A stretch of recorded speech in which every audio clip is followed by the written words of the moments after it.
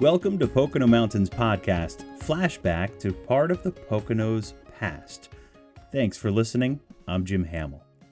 We have been tapping into some episodes from our first season, and this one is timed ahead of some important events and milestones for some of the organizations and groups featured in this episode, focusing on Monroe County history, including Quiet Valley Living Historical Farm, and its 2 weekends of Farm Frolic the last 2 weekends in May. There's a lot planned for folks of all ages, and you can learn more at quietvalley.org.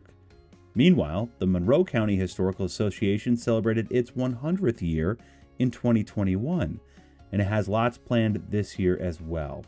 More on both organizations in just a moment. The Poconos is a year-round destination for millions, and with 2,400 square miles of mountains, forests, lakes, and rivers, with iconic family resorts and historic downtowns, it's the perfect getaway.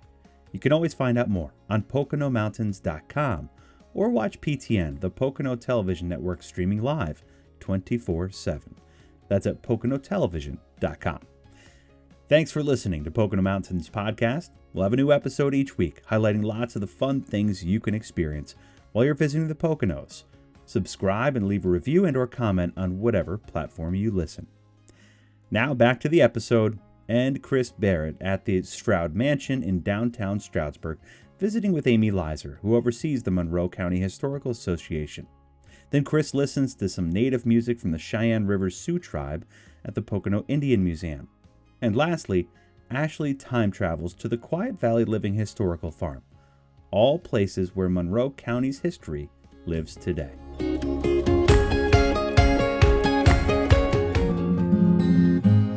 Hi folks, we're back. PTN, Pocono Television Network. Very, very happy to be here today at the Stroud Mansion. This is the home of the Monroe Historical Society. We had talked a little bit about the jewels of Stroudsburg in the Pocono Mountains. This absolutely is one of those jewels, the Stroud Mansion. Just love it. Very historical. There's a great story here. Amy, who is executive director of the Monroe County Historical Society, is going to tell us a little bit about the mansion that we're standing in right now. Tell us just a little bit, who was Jacob Stroud? Isn't this a great space? It is. We love this building. It was built in 1795, and it was built by Jacob Stroud, who was the founder of Stroudsburg. And he actually built this house for his eldest son, John. And John didn't like living in Stroudsburg in 1795. It was a little bit too busy and hectic for him. So if we came here in 1795, what would we have seen on this main street? You would have seen 5 houses. That's pretty much it, which is really funny why John thought he couldn't live on Main Street. He thought it was way too busy and hectic and too many people.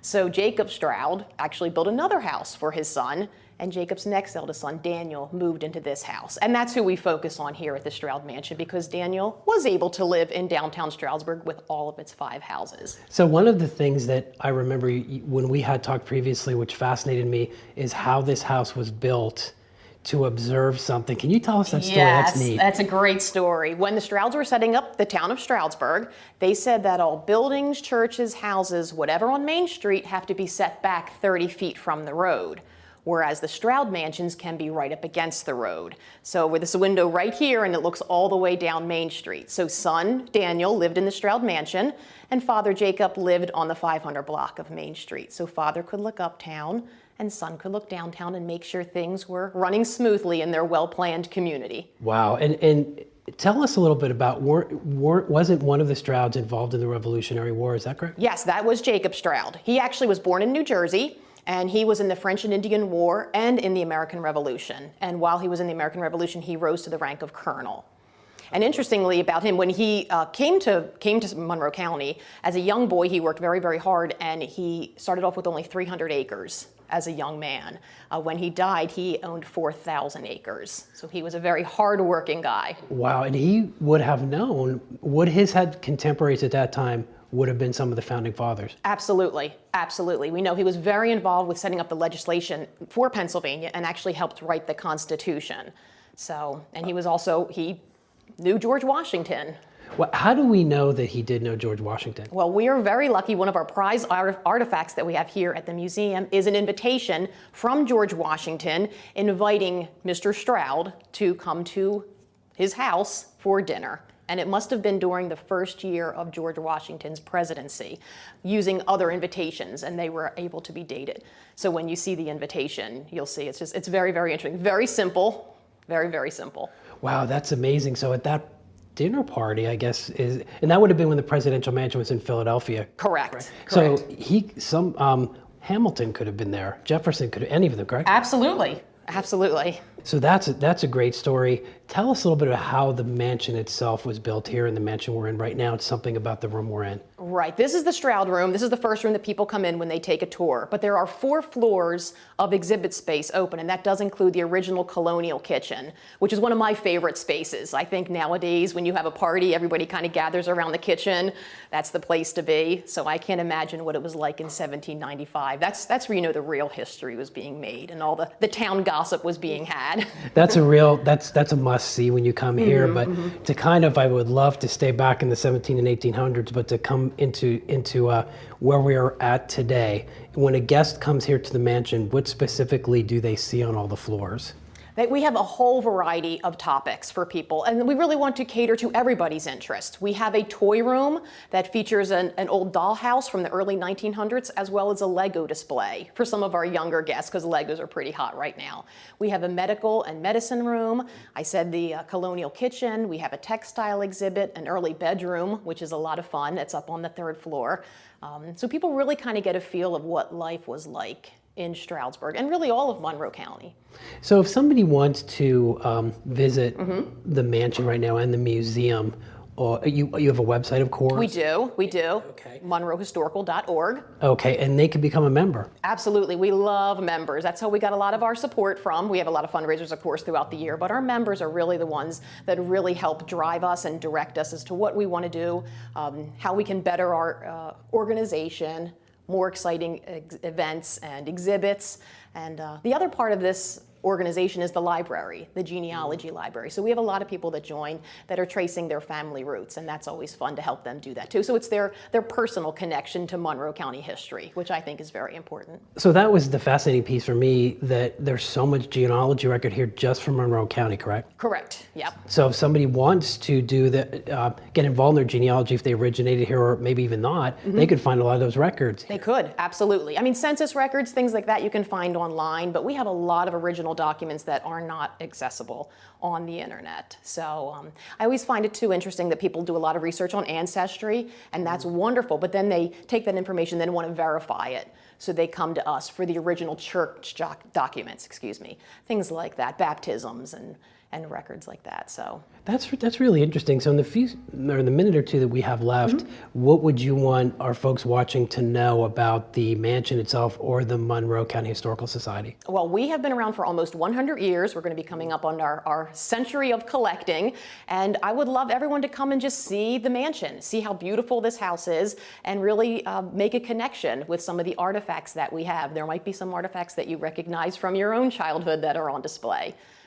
And this is really, thank you, Amy, so much. This is really a really awesome place to explore Monroe County's history. And as Amy had highlighted, even some of the early history of the United States and how this town was formed and really kind of where we are at right now.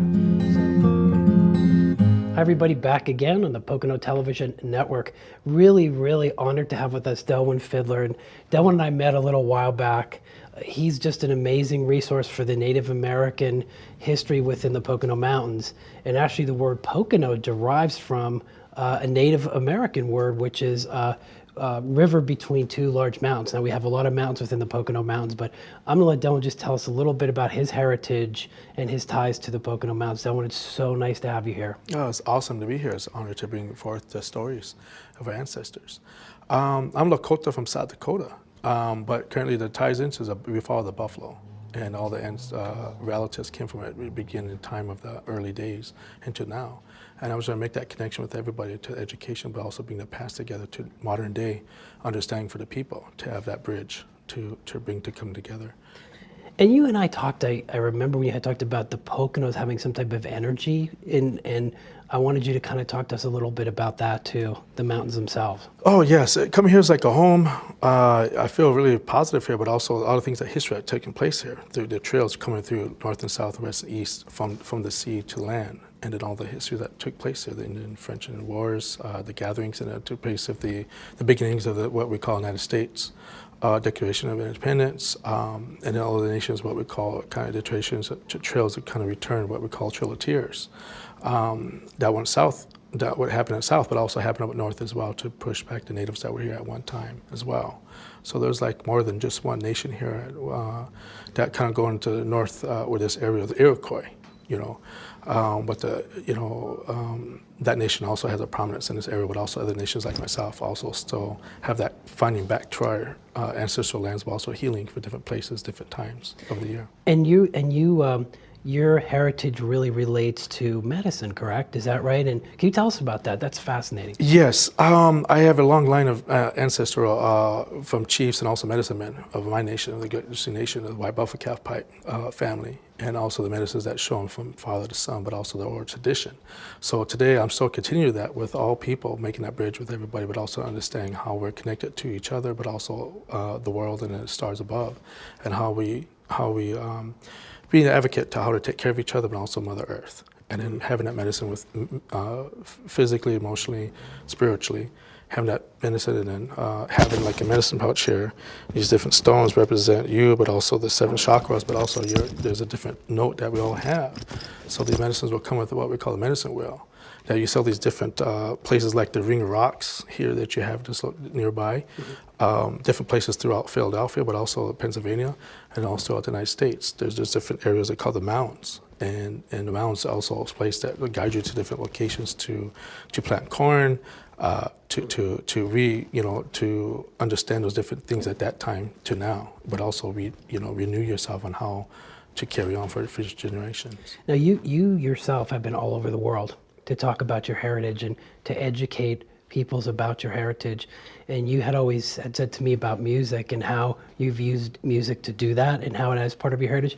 And you had played some of this for us before. You have to tell us a little bit about what you have here, please. Well, this one here, I have a drum here. It's a sign of the buffalo. A friend gave this to me because she said, Dad, when you come from the Lakota and we follow the buffalo, that's what kind of particularly we come to Pennsylvania, because the buffalo came this far. And then also this is a fancy dancer, but also interpretation. I'm taking it as the 7 concept of the Lakota, what we call Osetia Shakawi, of the Patesawi, the White Buffalo Calf White woman, coming blessings to the Buffalo Nation with all the people. And through that hand drum is a heartbeat. So you have a beat like this. We have your typical hand drum, and there's different meanings to different songs. But sometimes you just gotta have it sit here, just like that,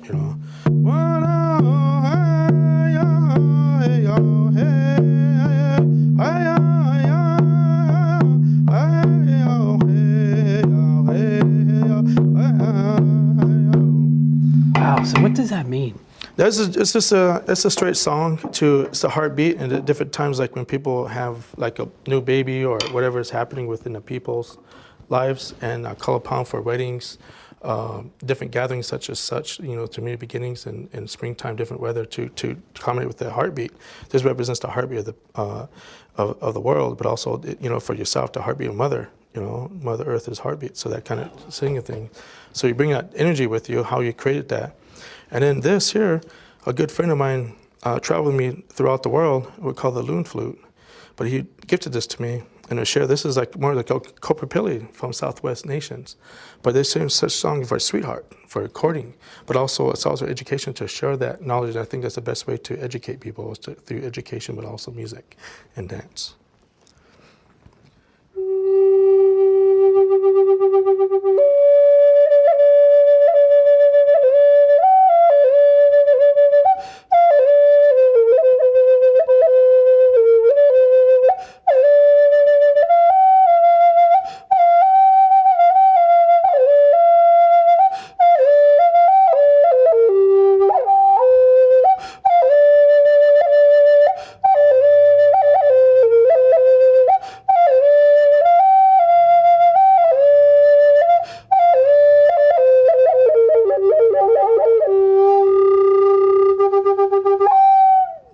Wow, that's fascinating. That's awesome.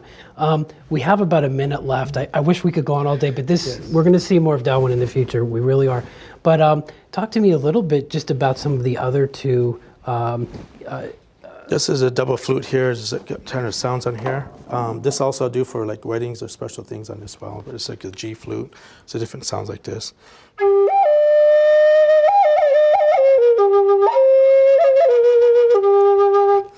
So it has a different kind of sound on it, but this one's a double flute and double A frame, but it has a different kind of tones. But this one here, I like this one. I do it for weddings and special occasions.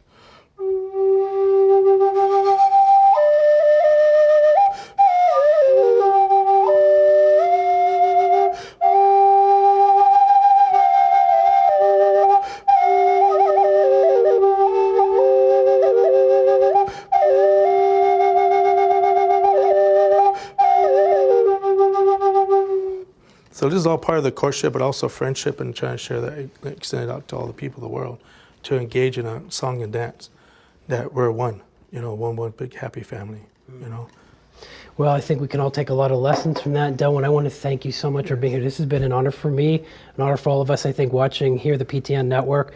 This is Delwyn Fiddler, so we're going to have him back, but we want to thank you for watching. Hey everyone, welcome back to PTN, the Pocono Television Network. Thanks for joining us. We are going back in time at Quiet Valley Living Historical Farm. Deb, let's go on back. I'm ready if you are. All right, so first of all, thank you for having us. When we got here, I have to tell you, it is very sobering and rejuvenating to come back and kind of experience what was, and that you guys preserve it here. So talk to us about what we can see and who gets to come. Well, this is the mission of our nonprofit organization, is to preserve Pennsylvania's agricultural heritage, in particular the Depper Farm that's here in Quiet Valley. So folks can come, whether you're school groups in the spring or the public in the summer, and you can see just how they lived. We do a first-person interpretation, so that means we're not just saying, this is a spinning wheel, right, this is the loom. Right. You actually see folks who are portraying family members living in the 1800s, yeah, going about their daily chores like spinning, weaving, cooking over the incredible. fire, gardening. It's really great. When are you open? We open to the public June 15th, yes. Okay. Checking this year's dates in my head. Okay. And then we close Labor Day Monday. Okay. And we have special events May, October, and December. Okay, great. And You folks also can have come out then. You also have kids that are here too, right? So Oh, you can we- check out the attire and things that they've done and they do, right? Yes, so there's all kinds of old-fashioned fun. Yeah. Everything from throwing a corn dart to, playing with a jump rope, old-fashioned. I don't think anyone knows what a corn dart is. My kids certainly don't, unfortunately. Well, once they try it, they'll love it. Yeah, of course. They play things like checkers and I don't know if you know what a thomiotrope is, but we're not going to show you today, but they'll have to come out. I'm embarrassed to say no. Well, they'll have to come out and find out what that is. See, it's educational for all of us. So you have a ton of animals on the farm. Yes, all the animals that would be appropriate on a 19th century farm, like the mule, the draft horses. We have goats, sheep, pigs, poultry, which includes chickens, Right. and turkeys and geese. You have a little bunny. Oh, Some we piglets. have rabbits. Yeah, a little bit of everything babies. sprinkled through. Yeah. I know. So on your tours, I was told that some animals were safe to pet. Yes, there's usually, we're not a petting zoo, but usually Right. there is an opportunity to pet the bunnies especially, or a chicken, and that's get fun. to pet the horses on the nose. Aw. And so yeah, you won't be petting a pig, but most of the Right. other animals, there's an opportunity to get up close and personal with Yeah, them. I love that it's educational and also interactive too. That's actually a really good experience, right, for everybody. Yeah, it is. We are a actual nonprofit education corporation, so that is our main mission, is not just preserving the knowledge, but then sharing it Sure. with the public and schools, groups who want to come out. Yeah. Anybody who wants to come out, we're happy to teach you something, and you can That's have a great. good time while you're learning. Okay, so last question, of course, as a woman, I have to ask about the fashion. We don't look alike, but we could if I put on an apron. You Learn to could. cook. You could.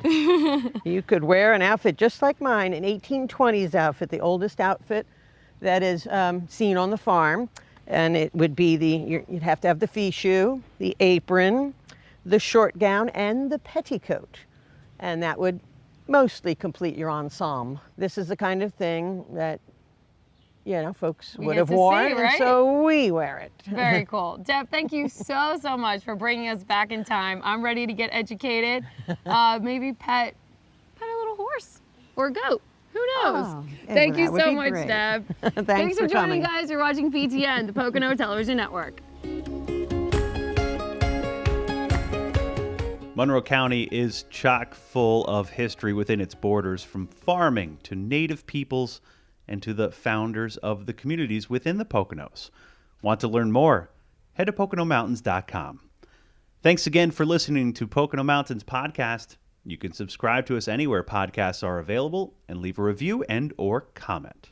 In the 30 seconds it takes you to click zip, or just fasten your life jacket, you or someone you love could be saved from being a drowning victim. our rivers and lakes are something special. So are the lives we will save by wearing it. please. Please Please. wear it. This message is brought to you by The Pennsylvania Fish and Boat Commission. Delaware Water Gap National Recreation Area. first responders everywhere. Upper Delaware Scenic and Recreational River. We're back. Thanks for listening to Pocono Mountains Podcast. I'm Jim Hamill. Now for a Pocono Mountains Podcast Extra, a story from last year from our monthly program, Pocono Mountains Magazine, all about Quiet Valley with Brianna Strunk. Nowadays, schooling is done virtually using the latest and greatest technology, but check out the classroom setting back in the 1890s. For this next story, class is in session as we take you to a place preserving the Poconos past.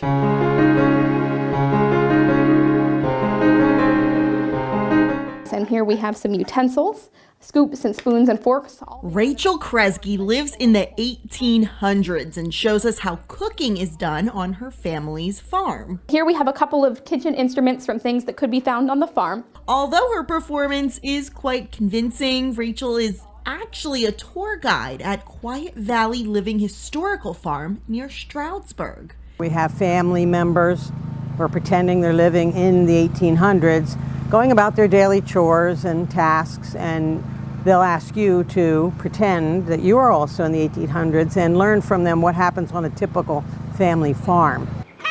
Quiet Valley makes learning fun for all ages. Unlike a regular museum where you would kind of just be standing answering questions next to something in a case, we get to interact with them and we get to pick things up and share it with them and show them what we're doing and let them feel things and touch things.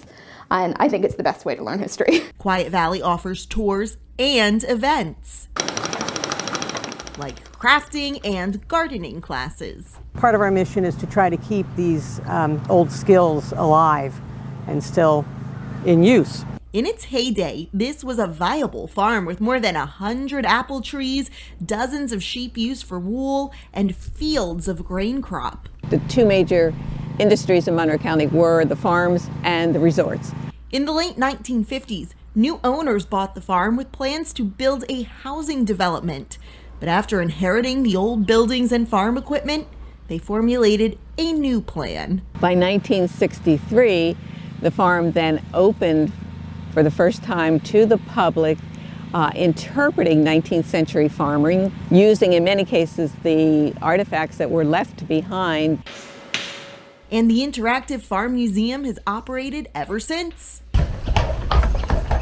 Plus, it's still a fully functioning farm with crops and animals, which kids like 2-year-old Colton love. We get to see the animals, we walk through the gardens, sometimes we get to pet the animals. On your tour of Quiet Valley, you'll get to experience several old structures, including the family's original home and kitchen area, a one-room schoolhouse, and the grandparents' house. But we also do the spinning and weaving in there, so the textile work. We talk about how they would have gotten their clothing, what would they need, how did they dye the wool. Quiet Valley's leaders say it's important to keep this history alive now more than ever. Particularly, I'd say in the last 10 years, we are getting visitors who really have no connection to farming. Prior to that, many of our visitors could remember their grandfather's farm, or they had some kind of farming background in their history.